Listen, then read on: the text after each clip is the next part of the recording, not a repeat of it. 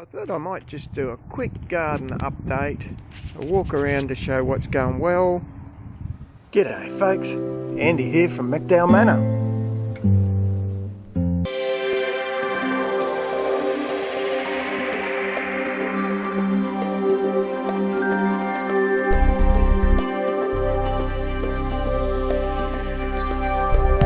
So first thing you can see, the corn is forming up. The flowers are all there, so hopefully we're fertilising each of those little silks, and that'll give us good cob formation is probably the right word, not formage. Had a bit of a rat outbreak, but the lettuces are largely coming back now, which is fantastic. Up here, Rossie's been planting beans, tons of chilies all over the place, tons of lemongrass.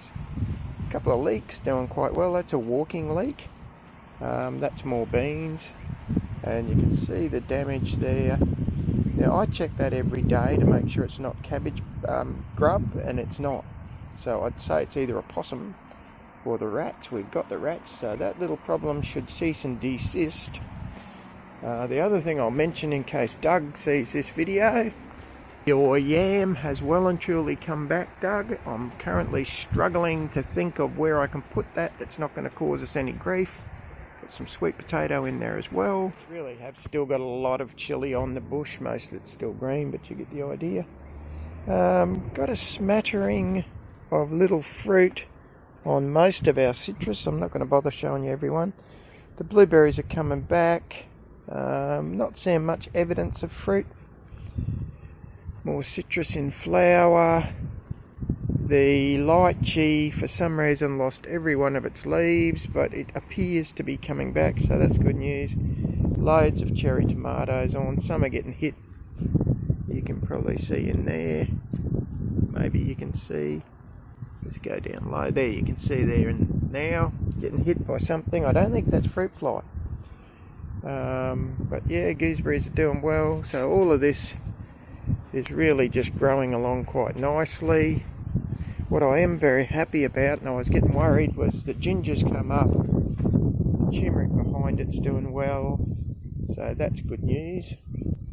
Got lots of flowers. I don't normally bother showing you all the flowers, but we really do have a lot of very pretty flowers at the moment. Lots of bougainvillea, lots of lilies. If I just quickly duck and show you the other side there, you can see more lilies, more bougainvillea. Those kumquat trees are coming into fruit as well. Some pretty little irises. And there, thanks Krista, is I think it's called a kevia. It's an edible like tree spinach type thing. The footpath garden, that's turmeric. And you can see all the turmeric root in the ground. I don't just harvest all of that, I use it as I need it. That way I find I get much better crops. That's galangal. And I have snuck some more ginger and turmeric in down here, but it hasn't shot up yet. I only did that a couple of days ago.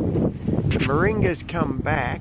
I've cut that in half, and it has indeed come back.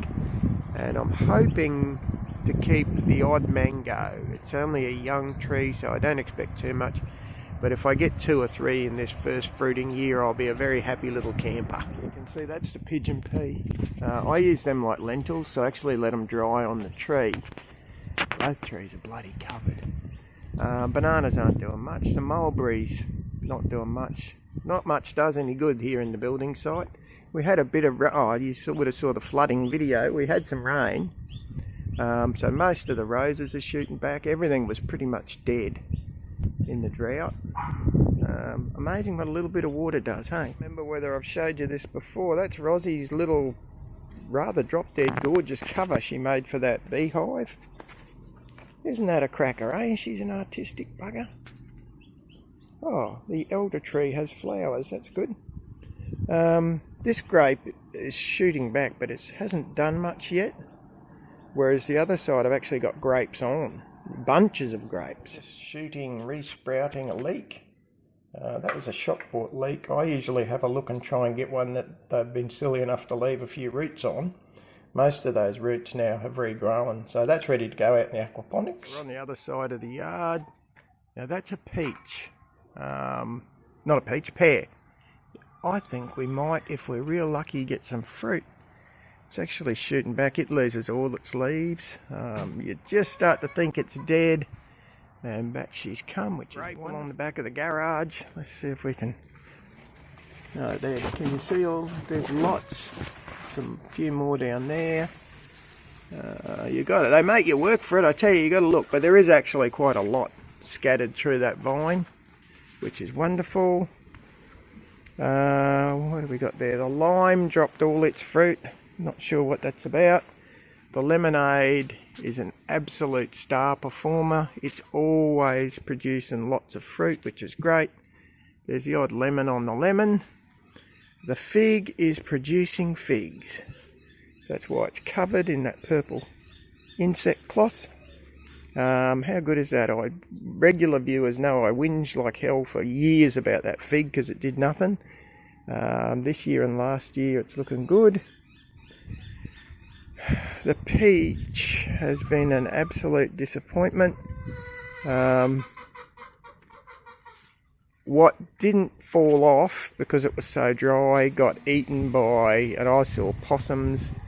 The rats would have been into it, all sorts of stuff was in it. We had things bagged, that didn't work, so I don't know. It just scared the life out of me. He was over near that compost bin. Cheeky Maggie! Rozzie's been picking regular pawpaws or papayas.